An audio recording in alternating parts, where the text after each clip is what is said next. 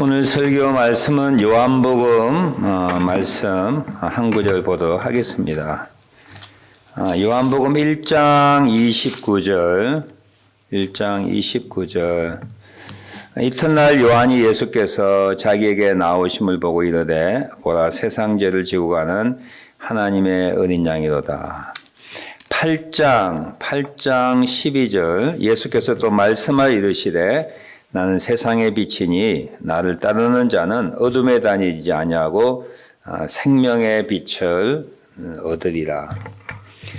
오늘은 예수님의 다른 이름에 대하여 우리가 함께 생각해 보기를 원합니다. 성탄절 앞두고 예수님의 이름은 예수라고 하는 이름은 여러분 아시죠? 자기 백성을 저희 죄에서 구원할 자, 즉 구원주, 구세주, 또 우리의 죄를 용서하시고 또 사망에서 우리를 구원하신 구원주이라고 한 뜻이 예수님의 이름 가운데 포함되어 있습니다. 그러나 우리 기독교 신앙의 특징 중에 하나가 뭐냐면 어떤 신앙이라고 하는 그 교리뿐만 아니라 실제 믿는 사람들의 실생활 가운데 믿음의 대상되는 그분이 아주 인격적으로 실제적으로 깊게 연관되어 있다라고 하는 것이죠. 그래서 오늘 예수님의 다른 이름 가운데 어떤 면에서 우리 삶 속에서 그분이 관여하시는가, 개입하시는가, 영향을 주는가를 우리 같이 생각하는 시간을 갖고 이런 복들을 누리고 또 예수님 알지 못하는 사람들, 모든 사람들이 갈급하는 그런 문제들을 해결하는 그 예수님을 믿을 수 있는 은혜가 믿지 않는 분에게 임하면 좋겠다 생각으로 함께 말씀을 나눕니다. 예수님이 구세주라고 하는 이름 외에 다른 이름으로 계시되고 그분의 역할과 기능에 대하여 성경에 많은 부분이 이렇게 기록되어 있고 묘사되어 있는데요. 어떤 분이 찾아보니까 한 140개 정도 예수님의 구세주라고 하는 이름과 연관되어 있는 이름들, 그분이 하시는 일들, 역할들에 대하여 한 140개 정도의 다른 펑션, 기능들, 역할들이 성경에 기록되어 있다. 그렇게 우리에게 알려주고 있습니다. 오늘 첫째 네 가지만 이런 게 중요한 건 나누는데요. 첫 번째는 오늘 요한복음 8장 12절에 나는 세상의 빛이니 나를 따르는 자는 어둠에 다니지 아니하고 생명의 빛을 얻으리라 하는 이 말씀 가운데 예수님은 그리고 성령님은 믿는 자들에게 빛의 역할, 빛의 기능, 빛이 주는 여러 가지 유익점들을 실제 생활 가운데 우리가 누릴 수 있는 그런 역할을 하는 분으로 우리 삶에 깊게 그리고 친밀하게 연결되어 있다라고 하는 것을 알면 좋겠습니다. 에베소 5장 8절에 보면 너희가 이전에는 어둠이더니 이제는 주 안에서 빛이라 라는 말씀이 있어요. 여러분 한 가지 명심해야 될 것은 믿는 모든 자에게 예수님이 빛으로 와 계셔요. 우리 잘못 착각하기 쉬고 오해하기 쉬운 것은 믿음이 좋으면 이 빛이 환하고 믿음이 적으면 빛이 작고 우리의 믿음의 수준에 따라서 우리의 어떤 개화나 헌신 정도에 따라서 이 빛이 크고 적다라고 생각하기 쉬워요. 옛날 초대교회 그 이단들을 보면 많이 알면 알수록 이 빛 가운데 가까이 간다고 생각했던 그런 이단 종파가 있었습니다. 예수 믿어도 똑같은 레벨이 아니에요. 초신자와 또 신령한 신자들 사이에는 이 빛의 정도를 아는 단계가 다르다고 이렇게 구분시켜 놓은 그런 이단들이 있었고 우리들도 어떻게 잘못 생각하면 이런 목사는 막 큰 빛이 있을 거고 초신자는 아주 희미한 빛이 있을 거고 나 같은 사람 빛이 꺼졌다가 켜졌다가 깜빡깜빡 인 아웃하는 그런 사람일 거라고 생각하기 쉽죠. 오늘 에베소 5장 8절에 보면 너희가 믿기 전에는 어둠이더니 이제는 주 안에서 빛이라 그랬어요. 빛이 되어 간다고 아니에요. 주 안에서 이미 빛이 되었다라고 하는 것이죠. 오늘 아까 읽었던 본문 말씀에도 나는 세상의 빛이니 나를 따르는 자는 어둠에 다니지 아니하고 생명의 빛을 얻으리라. 여기서 어둠이라고 하는 것은 성경에 나와 있는 비유적인 상징적인 영적인 표현입니다. 어둠은 첫 번째 무지를 의미하기도 해요. 무지. 알지 못함. 어둠은 혼란을 의미하기도 합니다. 어둠은 죽음을 의미해요. 어둠은 죄를 의미하고 어둠은 불안과 두려움과 불편을 의미하는 거예요. 제가 지난주에도 잠깐 언급했던 내용인데요. 예수를 믿는 우리들에게는 하나님의 빛, 그분이 주셨던 생명의 빛이 이미 우리에게 주어져서 우리는 세상 사람들이 전혀 알지 못하는 세계에 대하여 알고 보고 듣고 경험했던 빛의 사람들이에요. 크고 적은 빛이 아니라 하나님의 빛이 이미 우리에게 들어와 있는 사람들입니다. 이걸 잘 이해 못하는 신분이 있을 거야. 그래서 우리는 믿지 않는 자와 질적으로 차원적으로 다른 존재라고 하는 거야. 난 신앙생활 잘 못하는데, 기도도 10분 이상 못하는데, 헌신도 못하는데, 여러분들 그렇게 생각하시면 안 돼요. 안 믿는 분들은요, 세상의 지식이 아무리 많고 그리고 세상에 소유한 것이 아무리 많아도 영적인 빛이 없어서 하나님이 누구인가, 내가 누구인가, 어떻게 살아야 되는가에 대하여 전혀 알지 못하는 정말 캄캄한 안개 가운데 오리무중하는 그런 사람들과 같습니다. 저는 몇 번 여러분께 말씀드렸는데 가끔 집에서 이런 놀이라면 놀이인데 오늘 또 이 말씀을 생각하면서 아래층에서 위층 올라가면 눈을 감고 올라가 봤어요. 한 6년 살았던 집이니까 다 알죠. 그래도 껑충껑충 뛰어가지 못하겠더라고. 눈을 감으니까 손을 뻗쳐서 앞에 벽이 어디 있는가, 문이 어디 있는가, 또 옷을 찾아 입어봤어요. 그 옷은 찾아 입겠더라고요. 어느 칸에 제가 입을 옷이 바지가 있는 거 아니고 옷은 찾아 입었는데 양말을 찾으러 가니까 안방까지 가서 그 서랍 안에는 양말 통이 있는데 거기서 무슨 양말 신을까 하는 눈을 감으니까 도저히 이건 찾을 수가 없는 거야. 눈을 떴어요. 그 양말 신고 밑으로 내려와서 문을 열고 바깥으로 나가려니까 겁이 나서 걸을 수 없는 거야. 이게 어둠이 있는 자의 불편함입니다. 어둠이 있는 자는 두려워요. 내 앞에 무엇이 있는가 알지 못하기 때문이죠. 자칫 잘못하면 어둠이 있는 자는 큰 위험을 당할 수가 있고 자기 생명을 빼앗길 수가 있습니다. 우리는 예수 그리스도 안에 있기 때문에 그분께서 늘 우리에게 빛이 되셔서 정말 세상 사람들이 감지할 수 없고 파악할 수 없는 그 환한 빛들이, 비록 우리는 실수하고 넘어지기도 하지만 우리는 보는 자고요. 믿지 않는 자는 눈이 감긴 소경과 같은 사람일 것입니다. 거듭나고 난 다음에 우리 모두가 경험하는 공통적인 그런 경험이 뭐냐면 눈이 뜨여지는 경험이야. 영적인 눈이 뜨여지는 경험입니다. 하나님이 계시네? 내가 누구인지 알겠네? 내가 무엇을 살아야 되는지 알겠네라고 하는 새로운 눈이 뜨여지는 경험을 하는 것이죠. 이게 거듭남의 공통적인 큰 경험입니다.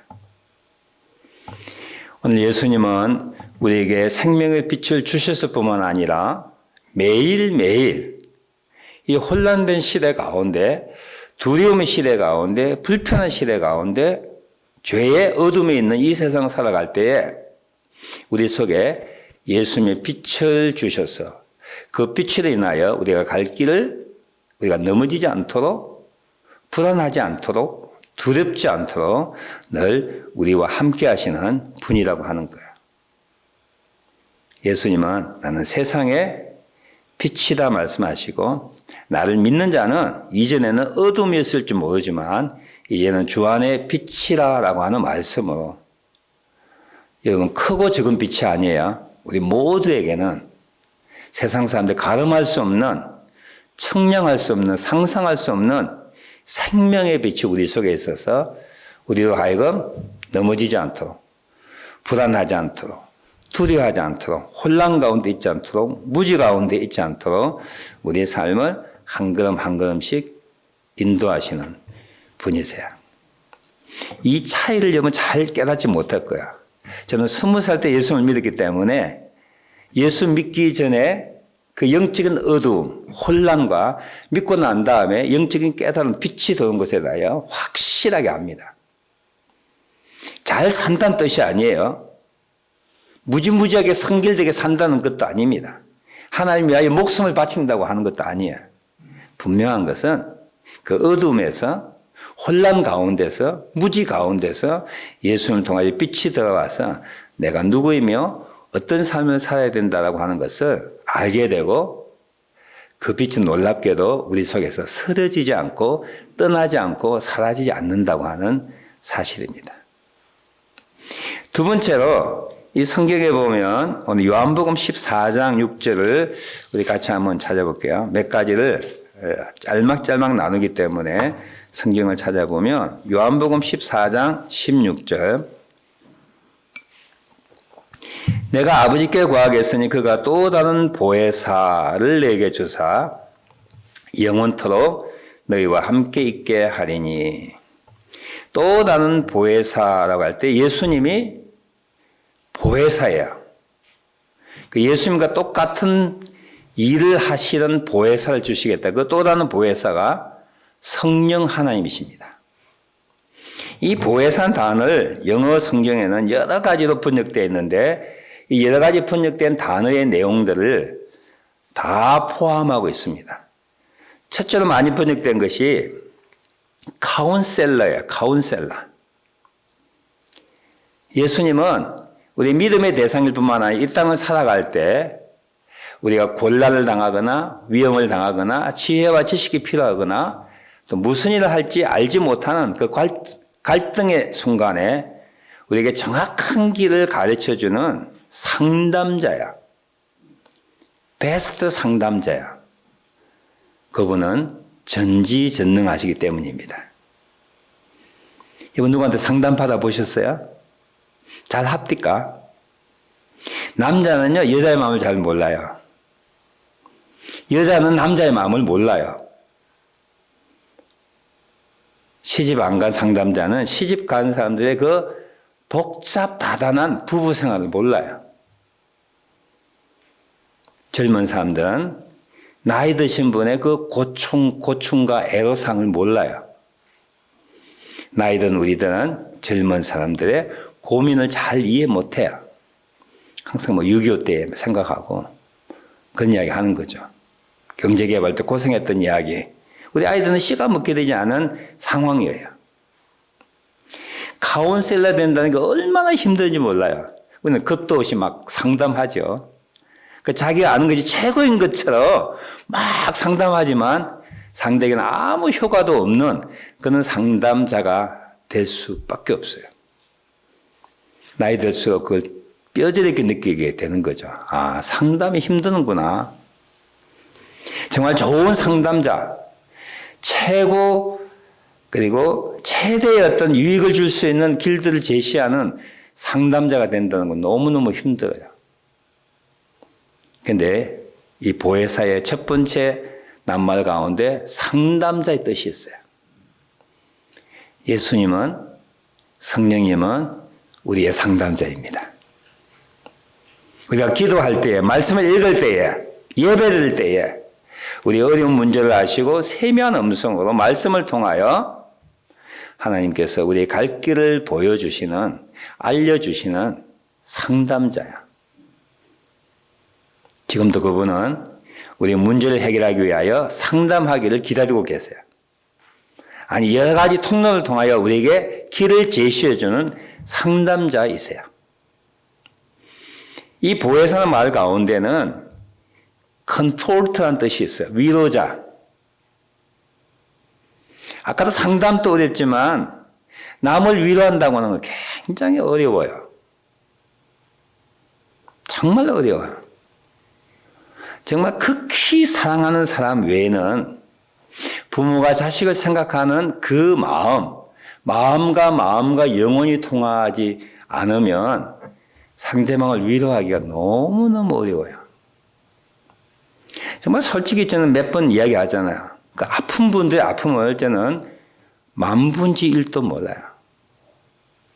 사랑한 사람을 잃어버렸던 그 애통의 마음을 우리는 몰라요. 만분지 1도 모를 거야. 그래서 우리는 모르면서 막 이렇게 툭툭 위로하잖아요. 시간 지나면 해결해 줄 거야. 다 인생은 그런 거야. 위로가 안 되는 거야.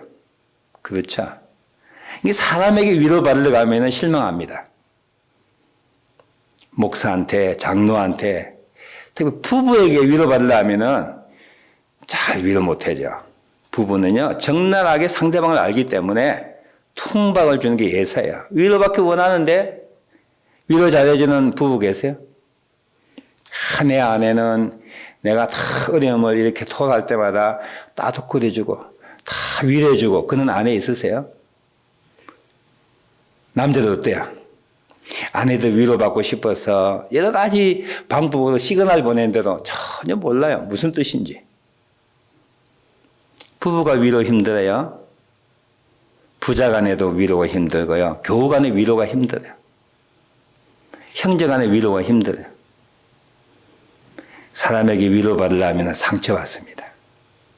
오늘 설령 최선을 다하여 위로해준다 그래도 자기의 역량만큼 위로해주기 때문에 상대방이 바라는 위로의 그 용량의 10분의 1도 100분의 1도 안 되는 거예요.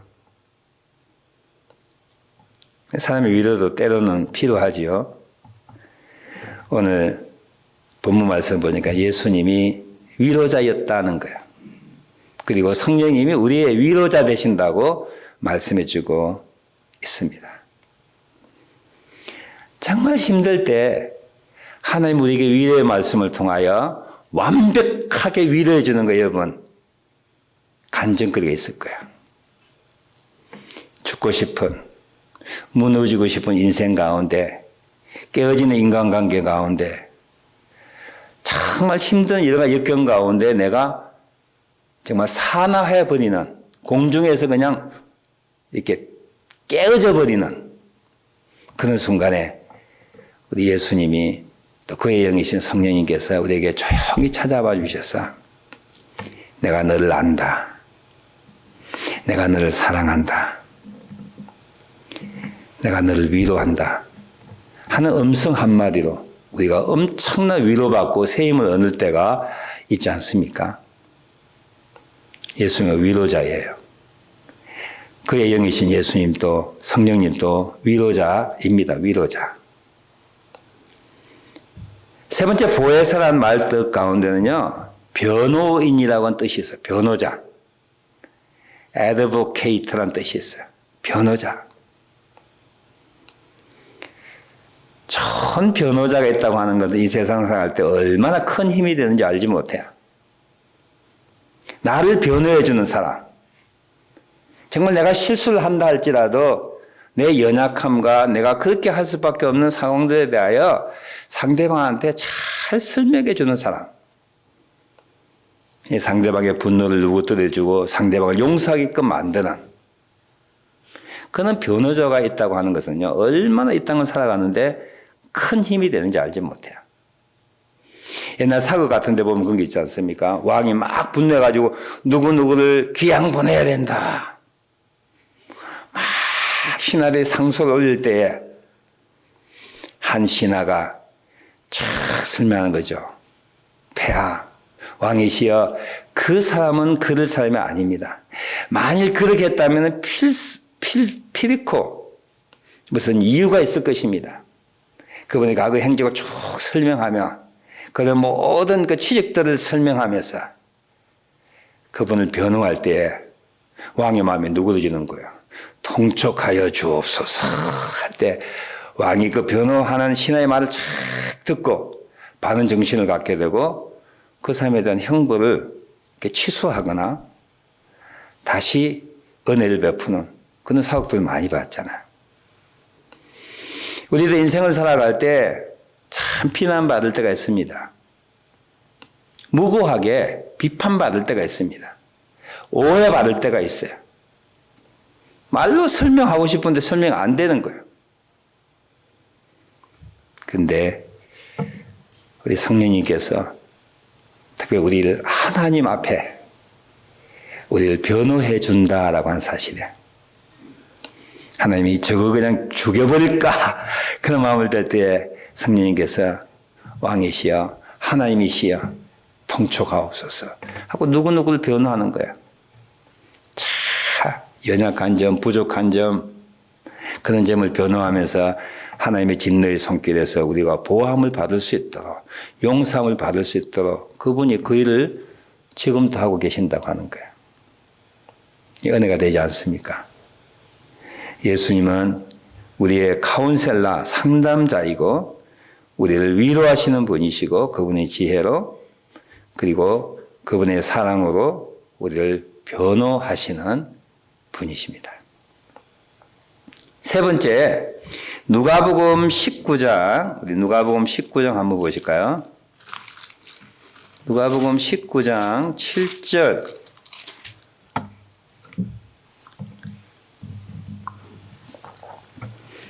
19장 7절 이하에 보면 삭개오의 이야기가 나오면서 무사람이 수군거리에 이르되 저가 죄인의 집에 유하러 들어갔도다 하더라. 예수님이 삭개오 집에 들어가셨을 때 영어 성경에 보면은 그는 죄인의 게스트가 되셨다 그렇게 되어 있어요.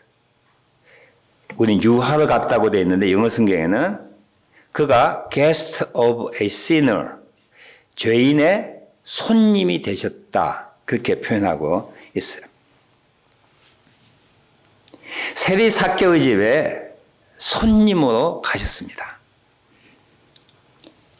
죄인의 집에 손님으로 방문하셨어요. 이 굉장히 중요한 내용들이에요. 우리 이 땅을 살면서 실수하고 우리가 죄를 짓고 세상을 왕따 당할 때 가까운 친구들 다 떠납니다. 때로는 자식도 떠나고요. 창피하다고. 때로는 배우자도 떠납니다. 근데 예수님은 죄인들을 찾아가시는 분이에요.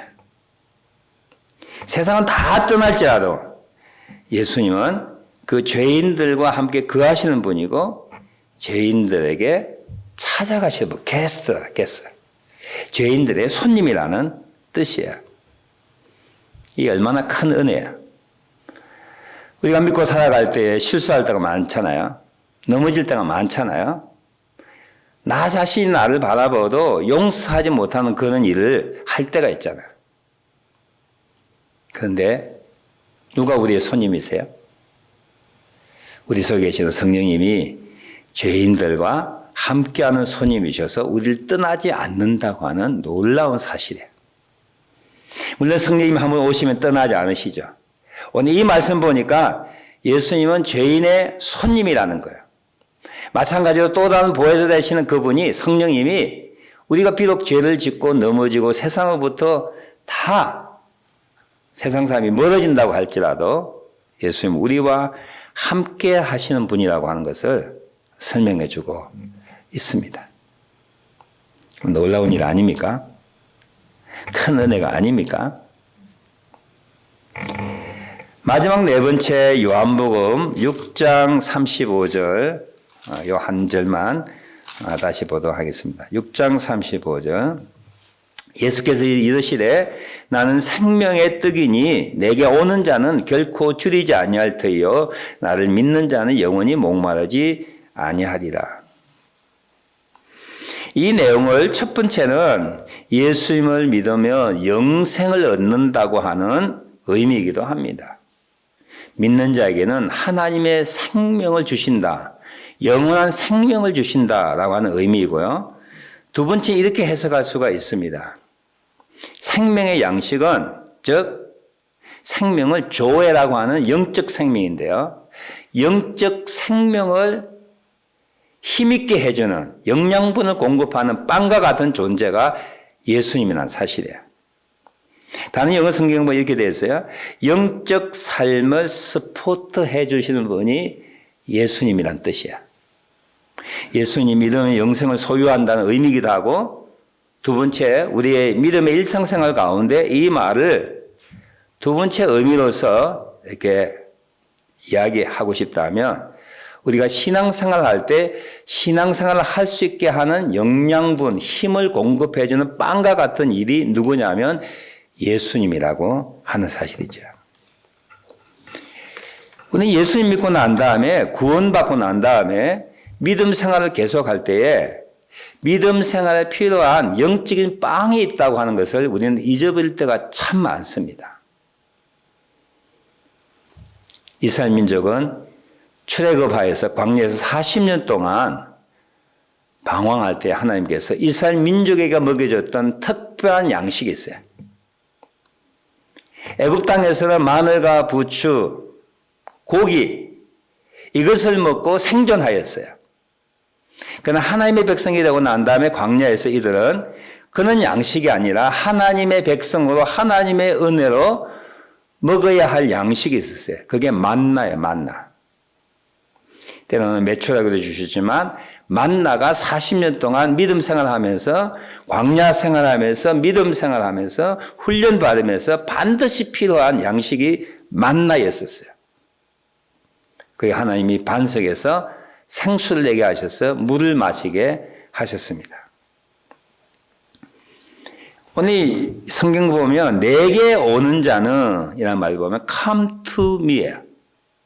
우리 신앙생활 하면서 믿음 생활하면서 구원받은 자가 영적인 생활, 믿음의 생활을 유지하기 위하여 어딘가 힘을 얻어야 되는데 그 힘이 바로 예수님에게 있다라고 하는 거야. Come to me.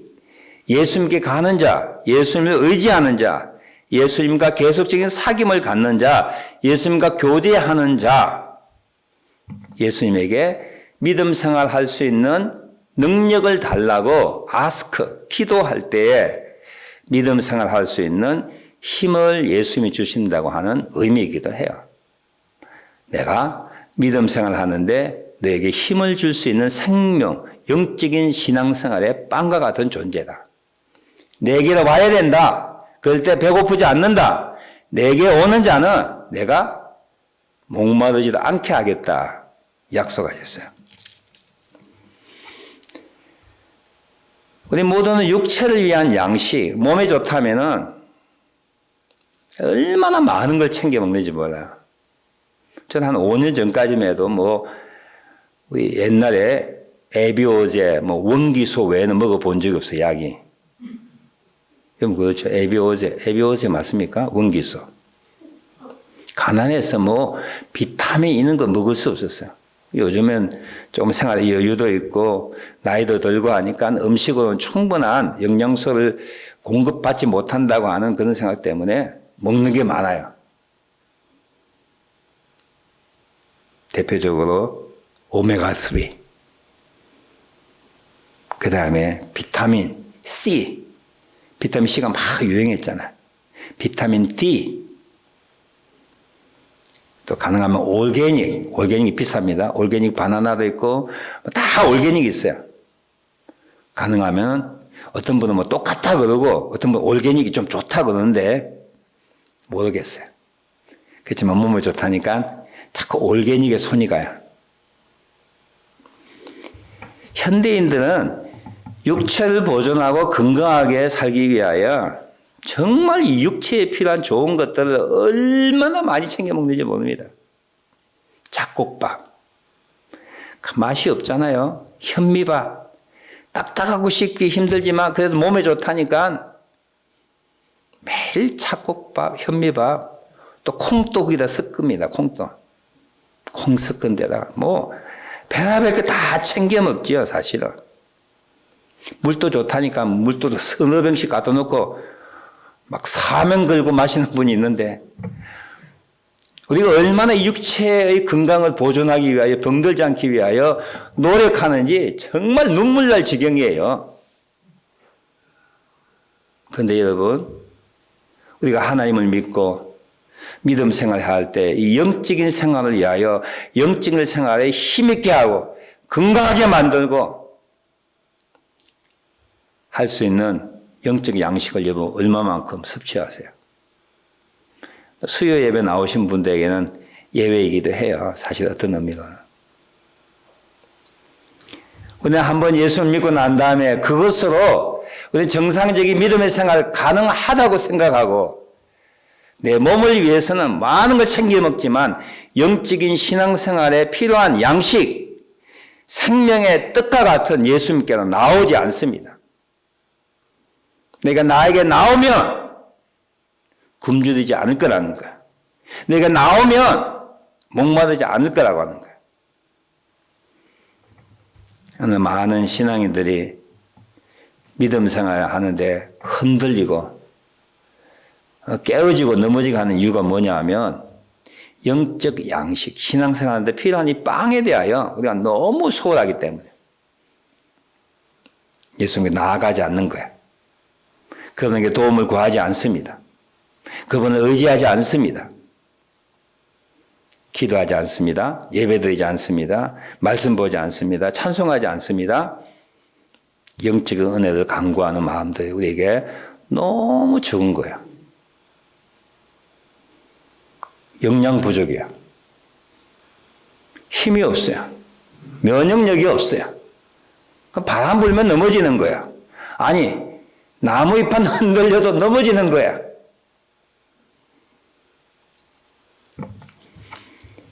오늘 예수님께서 내가 너를 구원할 뿐만 아니라 구원을 이루며 살아가는 영적 신앙생활에 힘을 줄 수 있는 영양분을 내가 가지고 있다.